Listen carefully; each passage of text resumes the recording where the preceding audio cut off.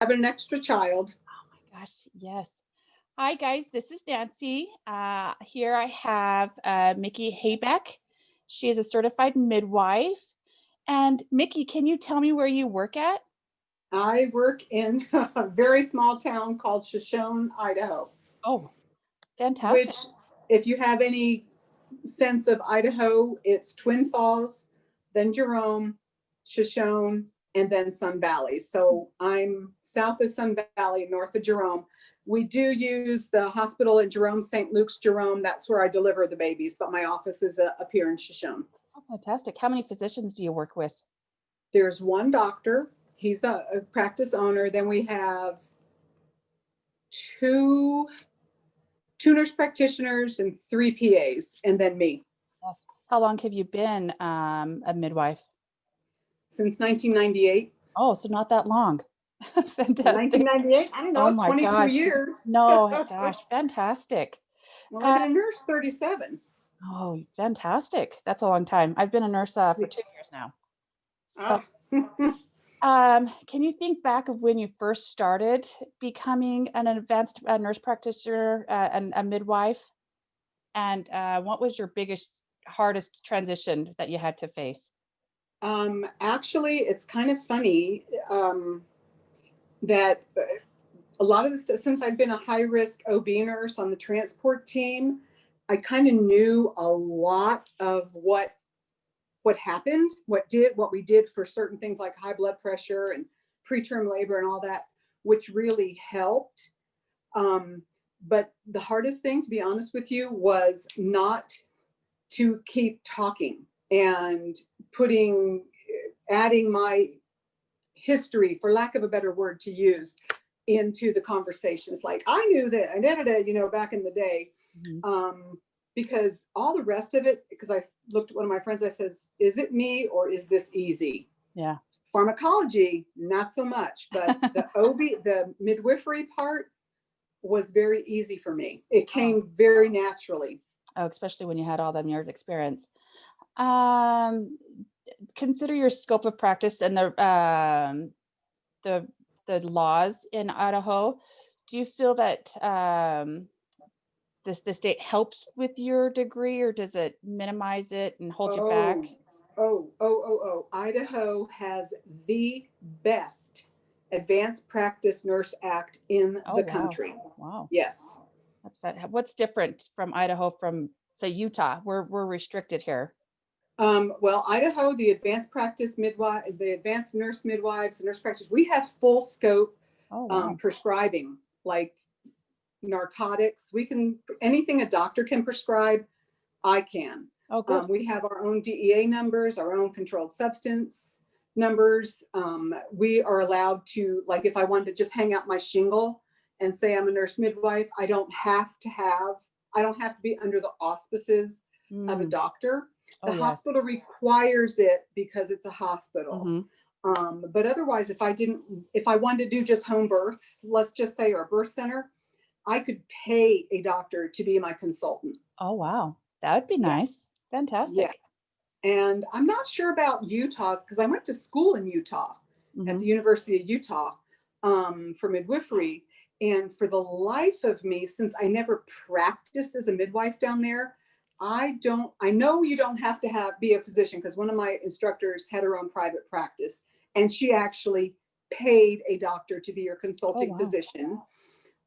But I don't know about their prescriptive privileges. Yes. So it is nice to have an OB doctor on your side just in case there's emergencies. You collaborate with them guys.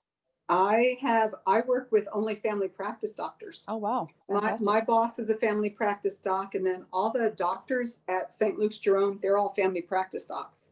Oh, that's fantastic.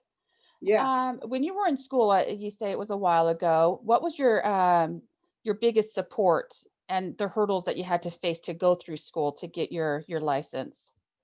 Well, I had a really supportive mom, and my ex-husband took my son, and he lived with him while I was going to school. And then one of my coworkers from St. Luke's Hospital in Boise, she went through the program the year before I did.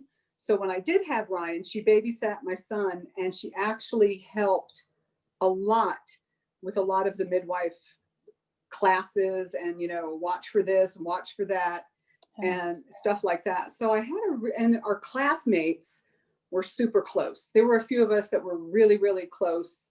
And so we kind of all helped each other. Yeah. It wasn't cutthroat at all. Yeah, it's good to have your teammates and your classes work together, especially, to help out in school. Can you give me a second? The front desk is calling me.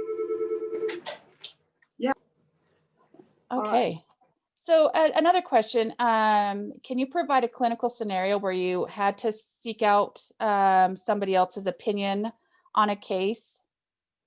Oh, a lot of times, because midwives specialize in normal, and we all know it's normal until proven otherwise, pregnancy and birth. Mm-hmm. And of course, it can go sideways. Yes. But the biggest thing I have been consulting with with the family practice docs down in Jerome is pregnancy-induced hypertension or gestational hypertension and preeclampsia. Yes. Those are the big ones. I've had some diabetics, but we only do like a consult, so that they know we're doing everything.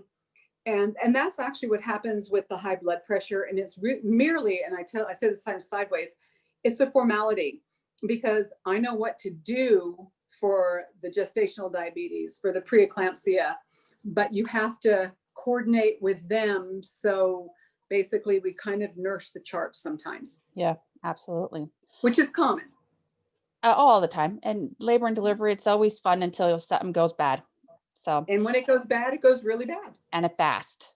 My last question is what are some of your strengths and weaknesses? And with your weaknesses, how do you overcome them to try not to keep doing it?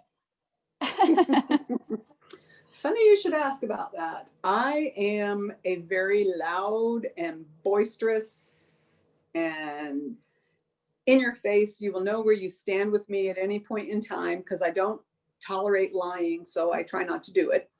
But it is a downfall when other people don't get you. Mm-hmm. They look at you as being aggressive, intimidating. And there's this thing called, what's it called? Oh my God, I've blocked it out. It's a big class you go to, and it costs a lot of money, so that you learn how to not swear and be more kind and all that. Oh. So, yeah. And I've always been that way. That's the problem. I grew up that way. I mean, if I'm talking quietly to you, that's the time to turn around and run. Yes. If I'm loud and don't worry about it. I get over that really fast. But the quiet, when is like, definitely my grandfather, and my son already knows that, oh gosh, if she's quiet, run. But yeah, that's been a hard thing. And I probably think I know it all, which I know I don't, but it comes across that I do. Yes. And it's okay. We all have that sometimes.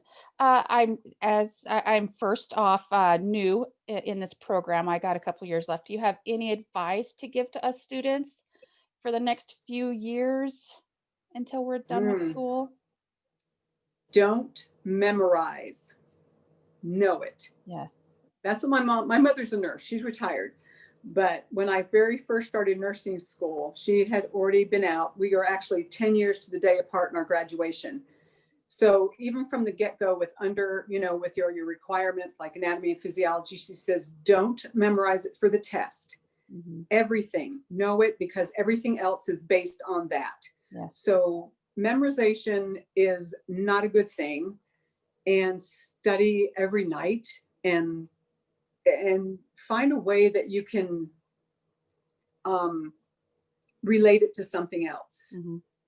Absolutely. But yeah, it is what you make it. Now, where are you going to school? I am going to Rocky Mountain University out in Provo. Oh, okay.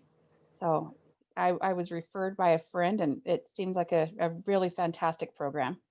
And it's a master's program, or? It's a doctorate. I'm getting my DNP. Brat. I know. That's what my family says too. They thought I was done with school. Yeah. Well, see, when I went to the U, We went to the 50th, I want to say it was the 50th anniversary, or maybe it was the 60th, I don't know. And they have it, all their cohorts now are all going and getting their GNP when they're done. Oh, There's yeah. no more masters only programs at the University of Utah. Yeah. But Fantastic. it wouldn't do me any good. I mean, if I Yeah. were going now, it would make a big difference. But to go back and get it, it's not worth it. It won't increase my pay, and it Yeah. won't change what I do, because I don't want to teach at the graduate level. And I don't want to teach. I mean, I used to be an adjunct instructor for nursing school. I did the OB in the hospital, and I'm fine with that kind. I'm more hands-on, which the DNP is more hands-on, clinical versus the PhD. Yeah. But that being said, I have, it won't help me. Yeah. It won't change what I do, Fantastic. Yeah. but it'll put me in a whole bunch of debt. That's what it's doing, but it's fantastic. I look forward to it. Well, Mickey, again, I truly appreciate you taking time away from your busy schedule to help me today and do this interview. Okay, no problem. I Good appreciate- luck. Thank you. I'm just going to